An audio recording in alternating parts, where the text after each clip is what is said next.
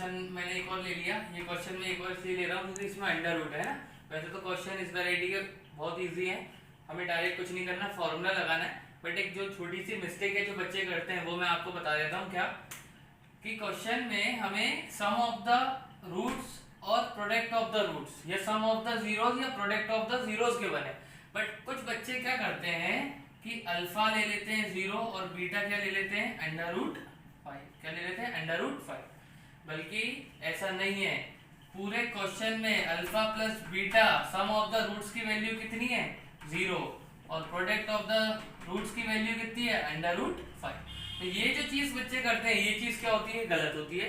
तो बस इस चीज का ध्यान रखना है, ये अल्फा नहीं है, ये बीटा नहीं है, ये पूरा अल्फा प्लस बीटा है और ये पूरा अल्फा इंटू बीटा है। क्वेश्चन में साफ साफ लिखा है sum and product of its zeros. Sum मतलब अल्फा प्लस बीटा, प्रोडक्ट मतलब अल्फा इंटू बीटा। तो इस चीज को आप मत करना, बाकी सारी चीजें सही है। ये वाला पोर्शन क्या है, गलत है ना। तो हमें पता है अल्फा प्लस बीटा की वैल्यू कितनी है 0। तो x square minus alpha plus beta की वैल्यू कितनी हो गई 0 into x plus alpha into beta कितना हो गया अंडर रूट 5। कितना हो गया under root 5 is equals to कितना 0। X square minus 0 into x कितना होता है 0 plus root 5 is equals to 0। तो क्या बचा x square plus root 5 is the answer, है ना। तो ये क्या हो गया हमारा आंसर हो गया। ये क्वाड्रेटिक पॉलिनोमियल है, क्यों? क्योंकि इसमें x की हाईएस्ट पावर कितनी है 2। तो ये तो हमने क्या बोलते हैं एक्सरसाइज 2.1 का question number 1 and question number 2 पूरा कंप्लीट कर लिया है। क्वेश्चन नंबर 1 में हमने अल्फा बीटा निकालना सीखा, sum of the roots product of the roots निकालना सीखा। क्वेश्चन नंबर 2 में हमने क्वाड्रेटिक पॉलिनोमियल बनाई with the help of sum of the roots and product of the roots. अब ये जो क्वेश्चन मैंने आपके सामने लिखा है, इस क्वेश्चन में मैं आपको एक चीज बताना चाहता हूं जो मैंने आपको पहले नहीं बताई थी, बट वो पहले जरूरत भी नहीं थी बताने की, वरना आप फॉर्मूला नहीं लगाते, है ना। तो क्या होता है कि कभी कभी कुछ क्वेश्चन ऐसे भी आते हैं जिसमें हम डायरेक्ट क्या निकाल सकते हैं, सम ऑफ द रूट्स हम डायरेक्ट निकाल सकते हैं और प्रोडक्ट ऑफ द रूट्स भी हम क्या निकाल सकते हैं, डायरेक्ट निकाल सकते हैं। तो उसके बारे में और बता देता हूँ। जरूरी नहीं है कि आप पूरा इसको स्प्लिटिंग द मिडिल टर्म लगाओ, अल्फा निकालो बीटा निकालो।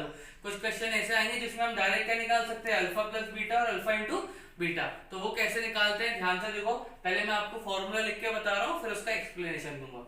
अल्फा प्लस बीटा का जो फॉर्मूला होता है डायरेक्ट, वो होता है माइनस बी अपॉन ए। क्या होता है minus B upon A.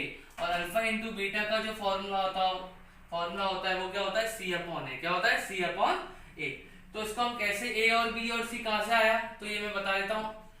A x square plus b x plus c is equals to क्या होता है 0। ये क्वाड्रेटिक इक्वेशन का स्टैंडर्ड फॉर्म है। क्या फॉर्म है, स्टैंडर्ड फॉर्म। तो एक्स स्क्वायर का जो कोफिशिएंट होता है वो क्या होता है ए, एक्स का जो कोफिशिएंट होता है उसको हम क्या बोलते हैं बी, और जो कांस्टेंट टर्म होता है वो हमारा क्या होता है सी होता है। क्या होता है सी।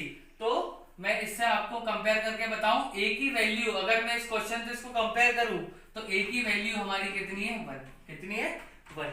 बी जो है वो x का कोफिशिएंट है, x का कोफिशिएंट कितना है, और याद रखना हमेशा साइन के साथ लेना है। बच्चे ये भी गलती करते हैं जल्दी जल्दी में, ये तो चलो 1 लिख दिया, आगे नेगेटिव है नहीं, पर x के कोफिशिएंट में 2 नहीं है, क्या है -2। क्या है -2। तो वो भी चीजें क्या होती है, गलती हो जाती है, तो उसका भी हमें ध्यान रखना है।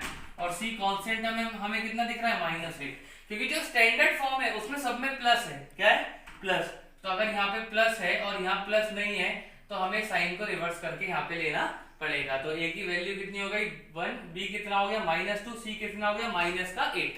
अब सिंपल सा कुछ नहीं, फॉर्मूले में वैल्यू रखूंगा तो बी की वैल्यू कितनी है -2, तो एक माइनस तो ऑलरेडी है, और बी कितना हो गया -2 और ए कितना है 1। तो सम ऑफ द रूट्स की वैल्यू कितनी आ गई 2। कितनी आ गई 2। अल्फा इंटू बीटा कितना होता है सी अपॉन ए। तो सी की वैल्यू कितनी है हमारी -8। कितनी है -8, और ए कितना है हमारा 1। तो ये भी कितना आ गया -8। कितना आ गया -8। तो ये डायरेक्ट तरीका था। और कुछ जब आप बुक्स पढ़ेंगे आर डी शर्मा उठाएंगे तो उसमें ये लिखा होगा alpha plus beta is equals to minus coefficient of x upon coefficient of x square. तो ये कोफिशिएंट ऑफ x का मतलब क्या है b, तो मैंने डायरेक्ट क्या बता दिया b, और ये कोफिशिएंट ऑफ x स्क्वायर का मतलब क्या है a, है ना। तो आप वो चीज भी लिख सकते हो, पर हमारे पास इतना टाइम नहीं होता। जब हम ये सारी चीजें 10th क्लास है तो बोर्ड्स के एग्जाम या स्कूल के एग्जाम प्रिपेयर करते, तो अगर आप ये भी लिख के आओगे -b अपॉन a तो वो उसको टीचर गलत नहीं करते, वो भी क्या होता है करेक्ट क्या क्या सी अपॉन ए, सी मतलब क्या constant term upon coefficient of x square. तो ये जो क्वेश्चन था अल्फा प्लस बीटा और अल्फा इंटू बीटा को मैंने डायरेक्ट निकालना सिखाया, तो इससे भी आप डायरेक्ट निकाल सकते हो, जहां पर आप स्प्लिटिंग द मिडिल टर्म की लगाने की आवश्यकता नहीं होगी, वहां आप इसका इस्तेमाल करना। ठीक है, सो अपन ने एक्सरसाइज 2.1 पॉलिनोमियल की पूरी प्रॉपर कंप्लीट कर ली है ना। मेरे हिसाब से मेरे को लगता है कि आपको समझ में आ गया होगा। बाकी कुछ और भी क्वेश्चन है जो मैं इसके आगे के नेक्स्ट टर्न पे कराऊंगा।